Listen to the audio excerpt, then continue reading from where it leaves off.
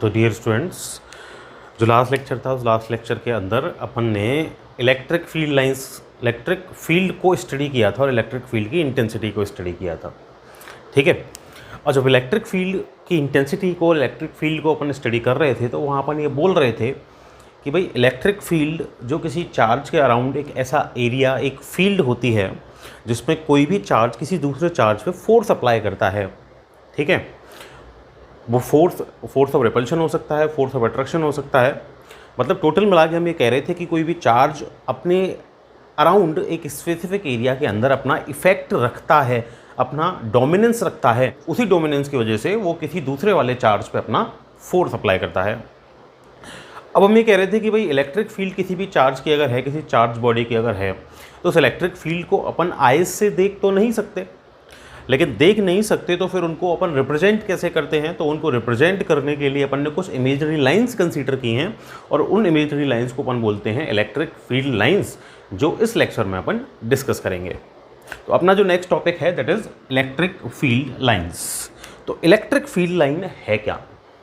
तो देखो, लास्ट वाले लेक्चर में भी और इस लेक्चर में भी स्टार्टिंग में मैंने बोल दिया कि भाई इलेक्ट्रिक फील्ड लाइंस क्या है।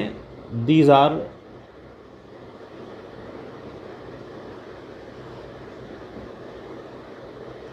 इमेजनरी लाइंस, ऐसे बोल रहा हूँ मैं। क्या है ये? इमेजनरी लाइंस हैं। क्यों बनाई अपन ने, क्यों कंसीडर की? भाई ये क्या कर रही हैं? ये रिप्रेजेंट कर रही हैं किसको? इलेक्ट्रिक फील्ड को। किसी चार्ज के अराउंड जो उसका डोमिनेंस का एरिया है उसको डिपिक्ट करने के काम में आती हैं। ठीक है। अब किसी चार्ज के अराउंड वो जो डोमिनेंस का एरिया है उसको डिपिक्ट करने के लिए जब अपने लाइंस को यूज़ कर रहे हैं, इमेजनरी कर्व्स ड्रॉ कर रहे हैं किसी भी चार्ज के अराउंड, इलेक्ट्रिक फील्ड लाइंस को रिप्रेजेंट करने का, डिपिक्ट करने का बेस क्या है? वो बेस है उस चार्ज के अराउंड उस चार्ज के फोर्स की फील्ड। कोई भी चार्ज अगर अपने पास है, लाइट ये पॉजिटिव चार्ज है, ठीक है, इस चार्ज की इसके अराउंड क्या होगी? फील्ड होगी, इलेक्ट्रिक फील्ड जिसको बोलते हैं। ठीक है। अब वो जो फील्ड होगी इसके अंदर ये क्या करेगा? किसी दूसरे पॉजिटिव चार्ज पे फोर्स अप्लाई करेगा। जब ये फोर्स अप्लाई करेगा, लेट इस एग्जांपल को और अच्छे से समझने के लिए मैं दो चार्ज ले लेता हूं। एक मैंने ले लिया ये पॉजिटिव चार्ज, ठीक है, और इसके साथ मैंने रख लिया ये दूसरा नेगेटिव चार्ज। ठीक। अब लेट ये पॉजिटिव चार्ज है, ये नेगेटिव चार्ज है, दोनों एक दूसरे को अट्रैक्ट करते हैं और इनके अराउंड इनकी क्या है? इलेक्ट्रिक फील्ड है। ठीक है। अब इनके अराउंड इनकी इलेक्ट्रिक फील्ड है तो ये पॉजिटिव चार्ज भी फोर्स लगाएगा अपनी इलेक्ट्रिक फील्ड में, ये नेगेटिव चार्ज भी अपनी इलेक्ट्रिक फील्ड में फोर्स लगाएगा। लेट इसकी इलेक्ट्रिक फील्ड ये रही, लेट इसकी पॉजिटिव चार्ज की इलेक्ट्रिक फील्ड ये रही। मैंने इसको डॉटेड लाइन से और रिप्रेजेंट कर दिया। अब क्या है कि मैं कोई एक चार्ज, ये Q0 charge, unit positive test charge इसको मैं बोलता था, बट अपने लास्ट लेक्चर में देखा था। इस यूनिट पॉजिटिव टेस्ट चार्ज को इस पॉजिटिव चार्ज के पास रख देता हूँ। दोनों पॉजिटिव चार्ज हैं। Q0 इस प्लस चार्ज से रिपेल होगा। रिपेल होगा मतलब इस पर क्या अप्लाई होगा? फोर्स ऑफ रिपल्शन अप्लाई होगा, फोर्स लगेगा। कहाँ तक लगेगा भाई? फील्ड में लगता है फोर्स। तो इस Q0 चार्ज पे इस प्लस चार्ज की फील्ड के अंदर फोर्स लगेगा, है ना, जब तक इसकी फील्ड में रहेगा तब तक। और जब इस नेगेटिव की फील्ड में एंटर कर जाएगा तो इस नेगेटिव का फोर्स इस पे अप्लाई होगा। ऐसा ही तो होगा। अब क्या होगा कि भाई ये पॉजिटिव इस प्लस Q0 को रिपेल करेगा तो पुश करेगा, दूर धक्का देगा। अब जब दूर धक्का देगा तो ये किसी ना किसी पाथ को फॉलो करता हुआ इससे दूर जाएगा। ये Q0 will be repelled by this positive charge, तो ये किसी पाथ को तो फॉलो करता हुआ इससे दूर जाएगा ना। अब मान लो ये इस पाथ को, ये जो डॉटेड लाइन से मैंने इस पाथ को शो किया है ना, ये पाथ, कौन सा पाथ? ये पाथ इस पाथ को फॉलो करता हुआ इससे दूर जाता है। तो इसी पाथ को क्यों फॉलो कर रहा है भाई? इस पाथ को इसलिए फॉलो कर रहा है क्योंकि इसी पाथ पे इस पॉजिटिव चार्ज का फोर्स अप्लाई हो रहा है। जो रिजल्टेंट फोर्स की डायरेक्शन है, जो रिजल्टेंट फोर्स है वो इस पाथ पे क्या है? प्रेजेंट है। भाई ऑब्जेक्ट अपना फाइनली कहाँ मूव करता है, फोर्स की डायरेक्शन में मूव करता है। ठीक है, अगर स्टेशनरी ऑब्जेक्ट है, स्टेशनरी चार्ज मैंने रखा हुआ है, तो वो कहाँ मूव करेगा, स्टेशनरी चार्ज की बात कर रहा हूँ मैं, स्टैटिक चार्ज की, तो वो कहाँ मूव करेगा, जिस डायरेक्शन में फोर्स लग रहा होगा, है ना, जिस जगह पे फोर्स प्रेजेंट होगा तो उसी डायरेक्शन में वो जाएगा। तो इसका मतलब ये है कि अगर ये Q0 चार्ज इस पाथ पे जा रहा है तो इसका मतलब इस पाथ पे क्या है, इस पॉजिटिव चार्ज का फोर्स प्रेजेंट है। तो ये जो इमेजनरी पाथ है ना जिस पे Q0 गया, ये इमेजनरी पाथ अपन को एक्चुअली ये बता रहा है कि इस जगह पर फोर्स प्रेजेंट है, पॉजिटिव चार्ज का फोर्स प्रेजेंट है, मतलब यहाँ इसकी इलेक्ट्रिक फील्ड प्रेजेंट है।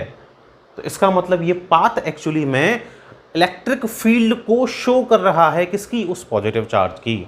तो अगर ये पाथ इलेक्ट्रिक फील्ड को शो कर रहा है तो इस पाथ इमेजनरी पाथ है। भाई एक्चुअली में तो ऐसा होगा नहीं कि कोई पॉजिटिव चार्ज अपन रख दें, ये पॉजिटिव चार्ज इससे रिपेल होके जाएगा, किसी एक स्पेसिफिक पाथ को फॉलो करेगा। तो ये जो इमेजनरी पाथ है बन गया, वहाँ इमेजनरी पाथ उससे होके हो गया, तो उस इमेजनरी पाथ को अपन बोलते हैं क्या, इलेक्ट्रिक फील्ड लाइंस। तो मैं ऐसे बोल सकता हूँ, कैसे बोल सकता हूँ कि किसी भी इलेक्ट्रिक फील्ड के अंदर, किसी भी चार्ज के इलेक्ट्रिक फील्ड के अंदर, कौन सा चार्ज, ये पॉजिटिव चार्ज है ना, अगर मैं कोई दूसरा यूनिट पॉजिटिव टेस्ट चार्ज रखूं और unit positive test charge repel हो, तो वो रिपेल होने के बाद जिस इमेजनरी पाथ को फॉलो करेगा उस इमेजनरी पाथ को अपन बोलते हैं क्या, इलेक्ट्रिक फील्ड लाइन। तो मान लो इस लाइन से होता हुआ, ये जो लाइन मैंने बनाई इस लाइन से होता हुआ ये यहाँ आ गया, इसका फोर्स था, यहाँ से इसका फोर्स लग रहा है, इससे अट्रैक्ट होगा और इससे अट्रैक्ट होके इसी पास से आगे नेगेटिव के पास चला गया और नेगेटिव के पास पहुँच गया। तो इसका मतलब ये हो गया कि जब ये Q0 यहाँ से यहाँ तक आ गया तो जिस इमेजनरी पाथ को फॉलो करता हुआ आ गया उस इमेजनरी पाथ पर इनके फोर्स अप्लाई हो रहे थे, तो उस इमेजनरी पाथ को अपन बोलेंगे क्या, इलेक्ट्रिक फील्ड लाइंस। समझ में आई बात, इलेक्ट्रिक फील्ड लाइंस क्या हैं, these are the imaginary paths. ठीक है, कौन सा इमेजनरी पाथ, जिस पे इलेक्ट्रिक फील्ड के अंदर कोई भी unit positive test charge move करता है, उस इमेजनरी पाथ को अपन बोलते हैं इलेक्ट्रिक फील्ड लाइन। बात आई समझ में, electric field lines imaginary curves हैं, टोटल क्या हैं, टोटल ये इमेजनरी कर्व्स हैं। ठीक है, ये डेफिनेशन एक मैंने इमेजनरी पाथ के बेसिस पे इसकी एक डेफिनेशन प्रोवाइड कर दी। अब एक्चुअल में तो होती नहीं है ना, डिपिक्ट करने का एक तरीका ही है। ठीक, तो एक डेफिनेशन मैंने इमेजनरी कर्व के बेसिस पे इनकी दी है। अब इनकी कुछ प्रॉपर्टीज़ होंगी, है ना, अगर ये एग्जिस्ट करती हैं तो इनकी कुछ प्रॉपर्टीज़ होंगी, तो इनकी प्रॉपर्टीज़ के बारे में अपन डिस्कस करें। तो इसकी फर्स्ट प्रॉपर्टी क्या है, मान लो ये मेरे पास एक पॉजिटिव चार्ज, ठीक है, फर्स्ट प्रॉपर्टी के बारे में डिस्कस कर रहा हूँ मैं, this is positive charge and this is negative charge. अब क्या हुआ कि भाई एक यूनिट पॉजिटिव चार्ज इस पाथ को फॉलो करता हुआ पॉजिटिव से नेगेटिव पे गया था। अच्छा, ऐसा भी कंपलसरी नहीं है कि भाई फोर्स एक ही जगह प्रेजेंट होगा। ठीक है, किसी भी चार्ज के अराउंड फोर्स तो बहुत सारी जगह प्रेजेंट होगा उस इलेक्ट्रिक फील्ड के अंदर, तो कंपलसरी नहीं कि इसी पाथ को फॉलो करेगा, इस पाथ को भी फॉलो कर सकता है, इसको भी फॉलो कर सकता है, इसको भी फॉलो कर सकता है, इससे भी जा सकता है, इससे भी जा सकता है। ठीक है, इससे होके इधर ऐसे आ सकता है, इससे होके इधर ऐसे आ सकता है। तो ये इलेक्ट्रिक फील्ड लाइंस बहुत सारी हो सकती हैं किसी भी चार्ज के अराउंड। ठीक है, अब क्या हो रहा है कि भाई जो चार्ज चला था वो इस पाथ पे इधर से चला था, है ना, इधर इस पॉइंट पे यहाँ था, इस पॉइंट पे यहाँ था, तो इस लाइन को इसलिए फॉलो कर रहा था क्योंकि इस लाइन पे क्या लग रहा है, फोर्स लग रहा है। कौन सा, ये चार्ज का फोर्स लग रहा है, इलेक्ट्रिक फोर्स लग रहा है। ठीक है, इलेक्ट्रोस्टैटिक फोर्स लग रहा है। तो ये जब आगे मूव किया तो आगे तो फोर्स की डायरेक्शन में ही मूव कर रहा था, इसका मतलब ये आगे अगर इधर गया है, ऐसे गया ना, तो इधर गया है, इसका मतलब ये हो गया कि भाई इस पॉइंट पे जो फोर्स की डायरेक्शन थी वो किधर थी, इधर थी। ऐसे किससे शो कर सकता हूँ, टेंजेंट ड्रॉ करके शो कर सकता हूँ। भाई मान लो ये चार्ज मूव करता हुआ यहाँ आ गया, यहाँ से आगे कहाँ जाएगा, ये आगे ऐसे जाएगा, यहाँ आ गया, यहाँ से आगे कैसे जाएगा, ऐसे जाएगा, यहाँ आ गया, यहाँ से आगे ये ऐसे जाएगा। इसका मीनिंग ये हो गया कि इलेक्ट्रिक फील्ड लाइंस के किसी भी पॉइंट पे अगर चार्ज है, इलेक्ट्रिक फील्ड लाइन के किसी भी पॉइंट पे अगर चार्ज है, तो उस पॉइंट पे अगर मैं टेंजेंट ड्रॉ कर दूं, ये चार्ज इधर रखा था, यहाँ मैंने टेंजेंट ड्रॉ कर दिया, तो ये टेंजेंट अपन को ये बताएगा, यहाँ ये टेंजेंट मैंने ड्रॉ कर दिया, तो ये टेंजेंट अपन को ये बताएगा कि एक्चुअली मैं इस जगह पर चार्ज पर लगने वाले फोर्स की डायरेक्शन क्या थी, इस जगह पर चार्ज जो इलेक्ट्रिक फील्ड की इंटेंसिटी एक्सपीरियंस कर रहा है उसकी डायरेक्शन क्या थी। तो द फर्स्ट प्रॉपर्टी इज कि किसी भी इलेक्ट्रिक फील्ड लाइन के किसी भी पॉइंट पे अगर टेंजेंट अपन ड्रॉ कर दें तो वो टेंजेंट अपन को क्या बताती है, उस पॉइंट पे इलेक्ट्रिक फोर्स और इलेक्ट्रिक फील्ड की इंटेंसिटी की डायरेक्शन को वो टेंजेंट अपन को बताती है। तो फर्स्ट प्रॉपर्टी क्या है कि अगर किसी भी इलेक्ट्रिक फील्ड लाइन के किसी भी पॉइंट पे अगर टेंजेंट ड्रॉ की जाए तो वो उस पॉइंट पर इलेक्ट्रिक फील्ड की इंटेंसिटी या इलेक्ट्रिक फोर्स की डायरेक्शन को रिप्रेजेंट करती है। कौन? वो टेंजेंट जो अपन ने कहाँ ड्रॉ की, इलेक्ट्रिक फील्ड लाइन के किसी भी पॉइंट पे ड्रॉ की। कहीं भी ड्रॉ कर दो, यहाँ ड्रॉ कर दो, तो यहाँ जो टेंजेंट ड्रॉ होगी वो इस पॉइंट पे डायरेक्शन को शो करेगी, यहाँ जो टेंजेंट शो होगी वो इस पॉइंट पे डायरेक्शन को शो करेगी। इलेक्ट्रिक फील्ड लाइन पे कहीं भी टेंजेंट ड्रॉ करो तो वो उस पॉइंट पे क्या बताती है, इलेक्ट्रिक फील्ड की इंटेंसिटी और इलेक्ट्रिक फोर्स की डायरेक्शन को बताती है। This is the first property. Second property की बात करें, अच्छा अपन यहाँ पे ये एरो से क्या दिखा रहे हैं, अपन बोलते हैं कि भाई इलेक्ट्रिक फील्ड की जो डायरेक्शन होती है वो क्या होती है, पॉजिटिव टू नेगेटिव, है ना। यूनिट पॉजिटिव टेस्ट चार्ज को अगर पॉजिटिव के पास रखेंगे तो पॉजिटिव से दूर जाएगा, कहाँ जाएगा, टुवर्ड्स नेगेटिव जाएगा। तो पॉजिटिव से नेगेटिव की तरफ इलेक्ट्रिक फील्ड लाइंस जा रही है तो अपना पाथ की डायरेक्शन कहाँ होगी, पॉजिटिव टू नेगेटिव ही होगी। इलेक्ट्रिक फील्ड लाइंस का जो डायरेक्शन होता है वो भी मैंने कहाँ शो किया है, पॉजिटिव टू नेगेटिव ही शो किया है, जो मैंने एरो से वहाँ पे दिखा रखा है। ठीक है। सेकेंड प्रॉपर्टी के बारे में बात करें, मान लो कि भाई मेरे पास ओनली पॉजिटिव चार्ज है, ये एक पॉजिटिव चार्ज है, ठीक है। अब पॉजिटिव चार्ज है, इसके पॉजिटिव चार्ज के पास इलेक्ट्रिक फील्ड लाइंस को डिपिक्ट करने के लिए कोई यूनिट पॉजिटिव टेस्ट चार्ज में रखूं तो वो हमेशा क्या करेगा, रिपेल होगा। इससे रिपेल होगा तो कैसे मूव करेगा, ऐसे मूव करेगा, दूर जाएगा, जाएगा कहाँ तक जाएगा भाई, जहाँ तक फोर्स लगेगा वहाँ तक जाएगा। मान लो इनफाइनाइट तक लग रहा है तो इनफाइनाइट तक जाएगा। इसका मतलब मैं बोल सकता हूँ सेकेंड प्रॉपर्टी में कि किसी भी सिंगल पॉजिटिव चार्ज, किसी भी आइसोलेटेड सिंगल पॉजिटिव चार्ज से जो इलेक्ट्रिक फील्ड लाइंस होती हैं वो पॉजिटिव चार्ज से और कहाँ तक जाती हैं, इनफाइनाइट तक जाती हैं। लाइट इनफाइनाइट तक फोर्स लग रहा है तो कहाँ तक जाएंगी, इनफाइनाइट तक जाएंगी। मतलब ऐसे बोल दूँ कि भाई वो हमेशा पॉजिटिव से कहाँ जाती हैं, दूर जाती हैं। ठीक है। थर्ड प्रॉपर्टी के बारे में बात करूँ, जैसे सेकंड प्रॉपर्टी, थर्ड प्रॉपर्टी के बारे में बात करूँ, मान लो मेरे पास है कोई नेगेटिव चार्ज, ठीक है। अब नेगेटिव चार्ज है, कहीं दूर क्यू नॉट रखा हुआ है, यूनिट पॉजिटिव टेस्ट चार्ज हो तो अट्रैक्ट होगा तो इसका मतलब वो किधर आएगा, पॉजिटिव के पास रखा हुआ होगा यूनिट पॉजिटिव टेस्ट चार्ज, वहाँ से कहाँ आएगा, नेगेटिव के पास आएगा, अट्रैक्ट होगा ना नेगेटिव से। इसका मतलब ये है कि भाई जो पाथ की डायरेक्शन है वो कहाँ होगी, कहीं दूर से, जहाँ पॉजिटिव रखा है वहाँ से नेगेटिव की साइड आके अट्रैक्ट होगा। इसका मीनिंग ये हो गया कि इलेक्ट्रिक फील्ड लाइंस हमेशा ही कहीं दूर से, लेट इनफाइनाइट से कहाँ आती हैं, नेगेटिव की साइड आती हैं। तो जो direction of electric field lines होती है ड्यू टू नेगेटिव, वो कहाँ होती है, टुवर्ड्स नेगेटिव। हमेशा इलेक्ट्रिक फील्ड लाइंस कहाँ आएंगी, नेगेटिव की साइड आएंगी। ठीक है। तीन प्रॉपर्टी क्लियर हुई। पहला, टेंजेंट ड्रॉ कर दो इलेक्ट्रिक फील्ड लाइंस पे, डायरेक्शन शो करेगा। दूसरा, पॉजिटिव चार्ज से इलेक्ट्रिक फील्ड लाइंस जो होगी वो कहाँ जाएगी, दूर जाएगी, और नेगेटिव से जो इलेक्ट्रिक फील्ड लाइंस है वो कहाँ आएगी, पास आएगी। फोर्थ प्रॉपर्टी, डायरेक्शन है, तो जो इलेक्ट्रिक फील्ड की डायरेक्शन हुई, इलेक्ट्रिक फील्ड लाइंस की डायरेक्शन तो किधर जाती हैं, पॉजिटिव टू नेगेटिव, हमेशा ही इलेक्ट्रिक फील्ड लाइंस मूव करती हैं।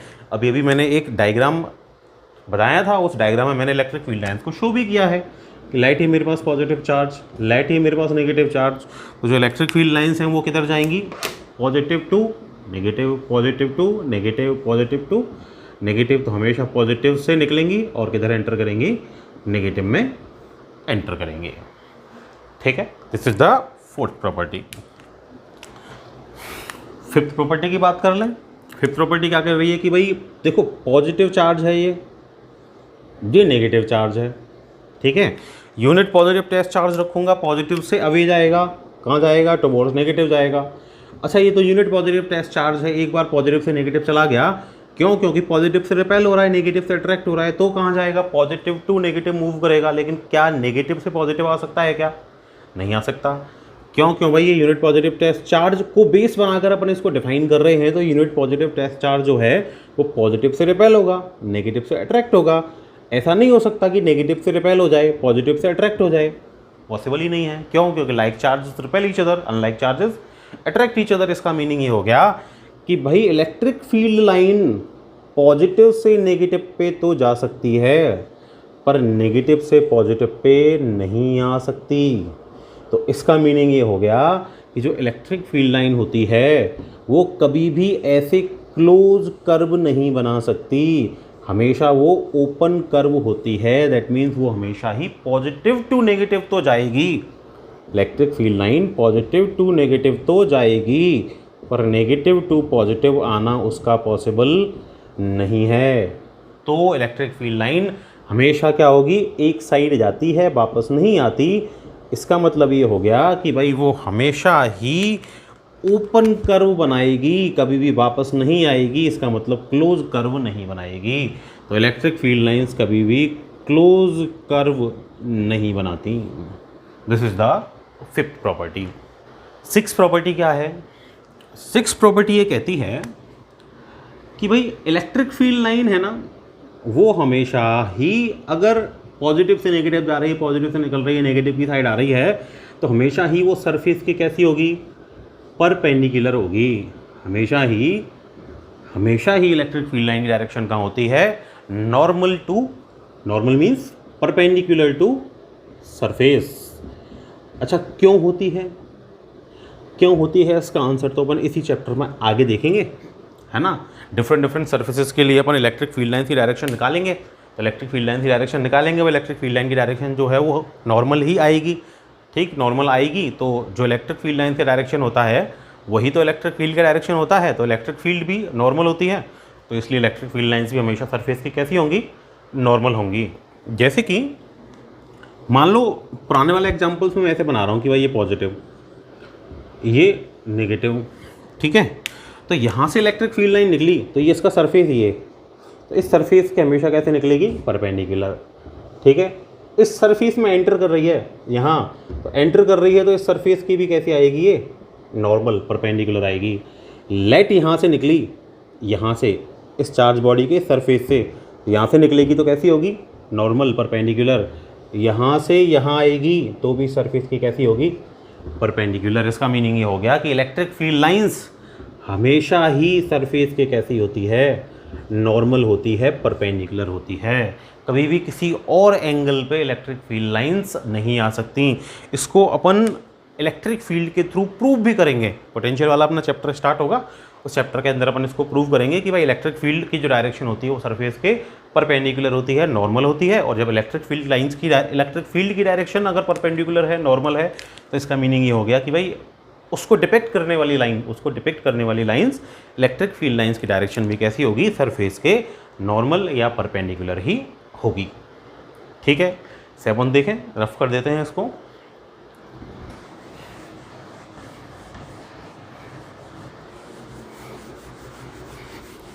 सेवंथ जो प्रॉपर्टी है वो सेवंथ प्रॉपर्टी इंपॉर्टेंट प्रॉपर्टी है, ठीक है। वो क्या कहती है, सेवंथ प्रॉपर्टी ये कहती है कि एक ही इलेक्ट्रिक फील्ड लाइन है, एक ही इलेक्ट्रिक फील्ड लाइन है, तो ये कभी भी एक दूसरे को इंटरसेक्ट नहीं कर सकती। दो electric field lines, electric field line number 1, electric field line number 2, these electric field lines can never intersect each other. ऐसा क्यों है भाई, दो इलेक्ट्रिक फील्ड लाइन कभी भी एक दूसरे को इंटरसेक्ट क्यों नहीं कर सकती। प्रॉपर्टी तो है कि भाई इंटरसेक्ट नहीं करेंगी, क्यों नहीं करेंगी। ये क्वेश्चन अपन ने 10th क्लास में भी पढ़ा है मैग्नेटिक फील्ड लाइंस के बारे में। वहाँ अपन ये बोलते थे कि भाई मैग्नेटिक फील्ड लाइंस भी एक दूसरे को इंटरसेक्ट नहीं करती, ठीक है, सेम प्रॉपर्टी है। इलेक्ट्रिक फील्ड लाइंस भी एक दूसरे को इंटरसेक्ट नहीं करती, क्यों, याद करने की कोशिश करें वहाँ क्या रीजन दिया था, वही सेम रीजन अपन को यहाँ देना है। भाई अपन को पता है कि कोई भी इलेक्ट्रिक फील्ड लाइन है, ये इलेक्ट्रिक फील्ड लाइन है लेट, एक ही दूसरा इलेक्ट्रिक फील्ड लाइन है लेट, ठीक है, इन दोनों को मैंने अलग अलग बना लिया। इसके किसी पॉइंट पे मैं टेंजेंट ड्रॉ करूँ, ये टेंजेंट किसको रिप्रेजेंट करेगी, यहाँ फील्ड की या फोर्स की जो डायरेक्शन है उसको रिप्रेजेंट करेगी इस पॉइंट पे। ऐसा ही बोला ना मैंने भाई, फर्स्ट प्रॉपर्टी यही पढ़ी कि इलेक्ट्रिक फील्ड लाइन के किसी पॉइंट पे अगर आप टेंजेंट ड्रॉ कर दो तो जो टेंजेंट आपने ड्रॉ की वो टेंजेंट क्या करती है, electric force, electric field line की डायरेक्शन को रिप्रेजेंट करती है उस पॉइंट पे। यहाँ ड्रॉ करूँ एक टेंजेंट, तो वो इस पॉइंट पे फिर इलेक्ट्रिक फील्ड लाइन की डायरेक्शन को रिप्रेजेंट करेगी, ठीक है। अब मान लो ये दोनों इलेक्ट्रिक फील्ड लाइंस यहाँ एक दूसरे को इंटरसेक्ट कर रही हैं इस पॉइंट पे ना। अब देखो इस पॉइंट पे अपन दो टेंजेंट ड्रॉ कर सकते हैं इस इलेक्ट्रिक फील्ड लाइन के लिए, तो ये टेंजेंट हो जाएगी, हो गई। और जो दूसरी वाली इलेक्ट्रिक फील्ड लाइन है उसके लिए क्या हो गई, दूसरी वाली इलेक्ट्रिक फील्ड लाइन के लिए ये वाली टेंजेंट हो गई। तो एक तो ये और एक ये हो गई।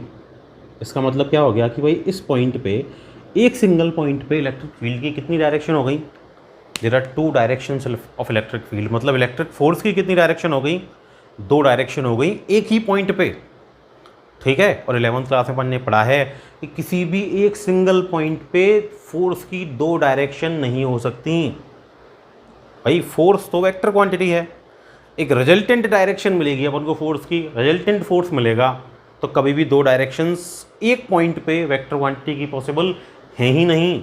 तो नहीं है पॉसिबल, इसका मतलब इंटरसेक्ट भी नहीं कर सकती, क्योंकि इंटरसेक्ट करने पर हमारी फर्स्ट प्रॉपर्टी के according there will be two directions of electric field which is never possible, two directions of force which is never possible.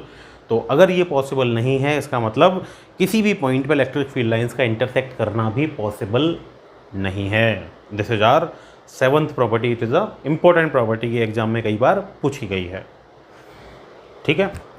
Next property की बात करें, अपन ने क्या किया, ये दो चार्ज से इलेक्ट्रिक फील्ड लाइंस ड्रॉ कर दी, ये पॉजिटिव ये नेगेटिव, ठीक है।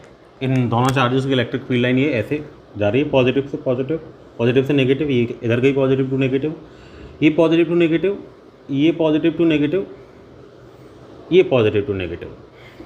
तो जो इलेक्ट्रिक फील्ड लाइंस है ना, वो इलेक्ट्रिक फील्ड लाइंस लेंथ के अलोंग, ये लेंथ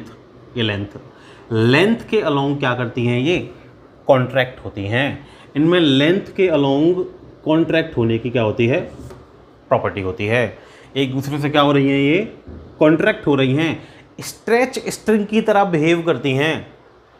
इलेक्ट्रिक फील्ड लाइंस जो हैं वो लेंथ के अलोंग किसकी तरह बिहेव करती हैं, स्ट्रेच स्ट्रिंग की तरह बिहेव करती हैं। जैसे जैसे पास आती जाएंगी तो लेंथ के अलोंग कैसी होती जाएंगी, स्ट्रेच होती जाएंगी। अभी जो स्ट्रेच हो रही है ना, ये इसकी अट्रैक्शन प्रॉपर्टी, अगर दो डिफरेंट चार्ज रखे हैं तो उनके बीच में स्ट्रेच होंगी, उनके बीच में ये कॉन्ट्रैक्ट होंगी, तो वहाँ किसको रिप्रेजेंट करेंगी, ये अट्रैक्शन की प्रॉपर्टी को रिप्रेजेंट करेंगी। तो अपन ऐसा बोलते हैं कि भाई लेंथ के अलोंग क्या होती हैं, इलेक्ट्रिक फील्ड लाइंस कॉन्ट्रैक्ट होती हैं, ठीक है।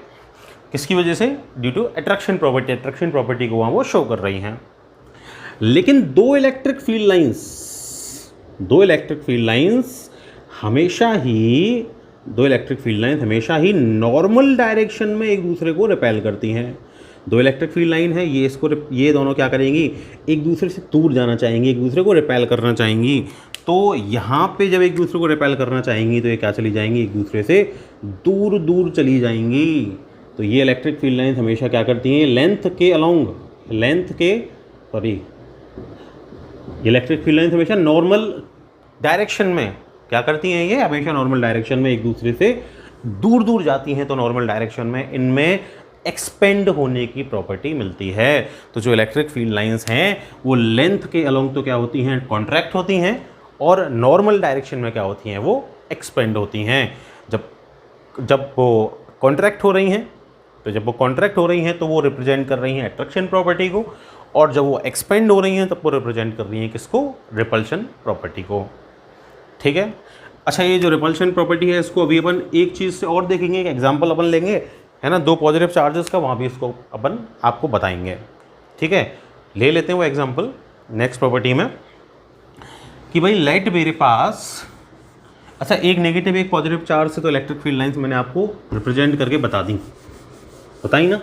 ये अभी जिस डायग्राम को मैं रफ कर रहा हूँ वो वही शो कर रहा है कि भाई एक नेगेटिव एक पॉजिटिव, तो इलेक्ट्रिक फील्ड लाइंस नेगेटिव से positive, negative sorry positive to negative, positive to negative, positive to negative ऐसे जाएंगी। ये कोई भी दो पॉजिटिव चार्ज से अपन देखें, let there are two positive charges. देखो सरफेस के परपेंडिकुलर अपन बोल रहे हैं कि हमेशा सरफेस के नॉर्मल क्या होंगी, इलेक्ट्रिक फील्ड लाइंस होंगी। ये नॉर्मल, ये नॉर्मल, ये नॉर्मल मैंने इलेक्ट्रिक फील्ड लाइन शो कर दी, ये इसके नॉर्मल, ये भी नॉर्मल, ये नॉर्मल, ये भी सरफेस के नॉर्मल। ये इलेक्ट्रिक फील्ड लाइंस मैंने टू लाइक चार्जेस के लिए ड्रॉ की हैं। क्या ये करेक्ट हैं क्या? भाई मैं रूल को तो फॉलो कर रहा हूँ, रूल तो ये बोल रहा है कि इलेक्ट्रिक फील्ड लाइंस कैसी होनी चाहिए, नॉर्मल होनी चाहिए, लेकिन यहाँ नॉर्मल होने के बाद भी ये इलेक्ट्रिक फील्ड लाइंस कैसी हैं, रॉन्ग। क्यों है रॉन्ग? क्योंकि ये एक रूल को फॉलो नहीं कर रही जो ये कहता है कि इलेक्ट्रिक फील्ड लाइंस कभी भी एक दूसरे को इंटरसेक्ट नहीं करेंगी। इंटरसेक्ट नहीं करने का रीज़न तो अपन ने देख लिया। अब इंटरसेक्ट अगर नहीं करेंगी तो क्या होगा? इंटरसेक्ट नहीं करेंगी तो ये होगा कि ये electric field lines normal direction में एक दूसरे को रिपेल करेंगी। ये नॉर्मल डायरेक्शन में कैसे होंगी? एक्सपेंड होंगी। जैसा भी अपन ने बोला कि भाई ये इलेक्ट्रिक फील्ड लाइंस एक दूसरे को इंटरसेक्ट नहीं कर सकती। मान लो कोई यूनिट पॉजिटिव टेस्ट चार्ज, भाई यूनिट पॉजिटिव टेस्ट चार्ज ही तो है बेस मेरा इलेक्ट्रिक फील्ड लाइन ड्रॉ करने का। तो अगर यहाँ एक यूनिट पॉजिटिव टेस्ट चार्ज इधर रखूँ, एक यूनिट पॉजिटिव टेस्ट चार्ज इधर रखूँ, इधर आएंगे दोनों, इधर जब मूव करते हुए आएंगे तो दोनों एक दूसरे को रिपेल करेंगे। रिपेल करेंगे तो इलेक्ट्रिक फील्ड लाइंस क्या करेंगी एक दूसरे को? ये एक दूसरे को रिपेल करेंगी, तो ये क्या हो जाएंगी? एक्सपेंड होंगी। तो इलेक्ट्रिक फील्ड लाइंस हमेशा क्या होती हैं? नॉर्मल डायरेक्शन में एक्सपेंड होती हैं, एक दूसरे को क्या करती हैं? रिपेल करती हैं। तो वहाँ लास्ट वाले प्रॉपर्टी में अपन ने देखा था कि भाई इलेक्ट्रिक फील्ड लाइंस लेंथ के अलोंग तो क्या कर रही हैं? वो स्ट्रेच हो रही हैं, कॉन्ट्रैक्ट कर रही हैं। लेकिन अगर मैं नॉर्मल डायरेक्शन में देखूं तो वो क्या कर रही हैं? एक्सपेंड कर रही हैं। उनका कॉन्ट्रैक्ट होना अट्रैक्शन प्रॉपर्टी को शो कर रहा है और उनका एक्सपेंड होना क्या शो कर रहा है? रिपल्शन को शो कर रहा है। तो अगर मेरे पास कोई दो पॉजिटिव चार्ज हैं, दो लाइक चार्ज हैं, तो उनकी वजह से जो इलेक्ट्रिक फील्ड लाइंस होंगी वो कुछ इस तरह दिखेंगी। ठीक है, वो इलेक्ट्रिक फील्ड लाइंस को मैंने ये शो किया है, रिप्रेजेंट किया है। अब क्या होगा कि भाई ये इलेक्ट्रिक फील्ड लाइंस जब मैंने ड्रॉ की तो देखो बीच में कोई ऐसा पॉइंट भी आ जाएगा उससे जहाँ कोई इलेक्ट्रिक फील्ड लाइन नहीं होगी। ये जो पॉइंट है यहाँ कोई इलेक्ट्रिक फील्ड लाइन नहीं है, और इलेक्ट्रिक फील्ड लाइन नहीं है तो इंटेंसिटी ऑफ इलेक्ट्रिक फील्ड भी क्या है? जीरो। तो फोर्स भी क्या है? जीरो। इसका मतलब दो लाइक चार्जेस के बीच में एक ऐसा पॉइंट अपन को मिलेगा जहाँ intensity of electric field zero होगी, जहाँ फोर्स भी जीरो होगा। तो अगर इलेक्ट्रिक फील्ड की इंटेंसिटी जीरो होगी, फोर्स जीरो होगा, तो जो पॉइंट ऐसा होगा उस पॉइंट को अपन बोलते हैं न्यूट्रल पॉइंट। ठीक है, ये न्यूट्रल पॉइंट कहाँ होगा? यहाँ दोनों चार्जेस के बीच में होगा। मान लो ये Q1 है, ये Q2 है। तो अगर Q1 इक्वल टू Q2 है, ठीक है, ये डिस्टेंस को मैं R1 लेट कर लेता हूँ Q1 से, Q2 से R2 लेट कर लेता हूँ। ये डिस्टेंस किसका है? न्यूट्रल पॉइंट का। तो अगर Q1 इक्वल टू Q2 है तो R1 इक्वल टू भी क्या होगा? R2 होगा। मतलब अगर सेम चार्जेस हैं, सेम मैग्नीट्यूड के चार्जेस हैं, तो न्यूट्रल पॉइंट हमेशा कहाँ आएगा? सेंटर में आएगा। लेकिन अगर Q1 और Q2 इक्वल नहीं है, Q1 is not equal to Q2, let Q1 is greater than Q2, तो क्या होगा भाई? अगर Q1 Q2 से ग्रेटर है तो देखो जो बड़े मैग्नीट्यूड वाला चार्ज होगा वो ग्रेटर रिपल्शन फोर्स लगाएगा। तो ग्रेटर रिपल्शन फोर्स लगाएगा तो न्यूट्रल पॉइंट बड़े वाले चार्ज से दूर चला जाएगा। तो बड़े वाले चार्ज से दूर चला जाएगा तो R1 will be greater than R2। भाई बड़े वाले जो चार्ज है उस बड़े वाले चार्ज से न्यूट्रल पॉइंट कैसा होगा? दूर होगा। So if Q1 is greater than Q2 then R1 will be greater than R2। तो ये रेशियो जो है क्या होगा डिस्टेंसेस का, वो अपन इस फॉर्मूला से निकाल सकते हैं। Q1 upon Q2 will be equal to R1 square upon R2 square. बड़े वाले चार्ज से न्यूट्रल पॉइंट हमेशा कहाँ होगा? दूर होगा। ठीक है, तो this is the electric field lines due to two like charges. एक लास्ट प्रॉपर्टी और अपन इसकी देखें, वैसे तो वो प्रॉपर्टी क्या है अपन डिस्कस कर चुके हैं इलेक्ट्रिक फील्ड की इंटेंसिटी में, वापस उसको डिस्कस करते हैं। वहाँ मैंने बताया था कि भाई अगर इलेक्ट्रिक फील्ड यूनिफॉर्म है, एक जैसी है ना, सब जगह उसका आसपास के एरिया में एक जैसा मैग्नीट्यूड है, तो उस इलेक्ट्रिक फील्ड को हमेशा अपन पैरेलल इलेक्ट्रिक फील्ड लाइन से शो करते हैं। अगर इस पॉइंट पे मैं इलेक्ट्रिक फील्ड E1 कंसीडर करूं, इस पॉइंट पे मैं E2 कंसीडर करूं, दोनों जगह इलेक्ट्रिक फील्ड लाइंस पैरेलल हैं, तो जो E1 और E2 हैं दोनों जगह इंटेंसिटी ऑफ इलेक्ट्रिक फील्ड कैसी होगी, सेम होगी, मतलब यूनिफॉर्म होगी। पर अगर ऐसा है कि इलेक्ट्रिक फील्ड लाइंस एक दूसरे के पैरेलल नहीं हैं, तो पैरेलल नहीं है तो जो इंटेंसिटी ऑफ इलेक्ट्रिक फील्ड है वो हमेशा कैसी होगी, नॉन यूनिफॉर्म होगी, मतलब एक जैसी नहीं होगी।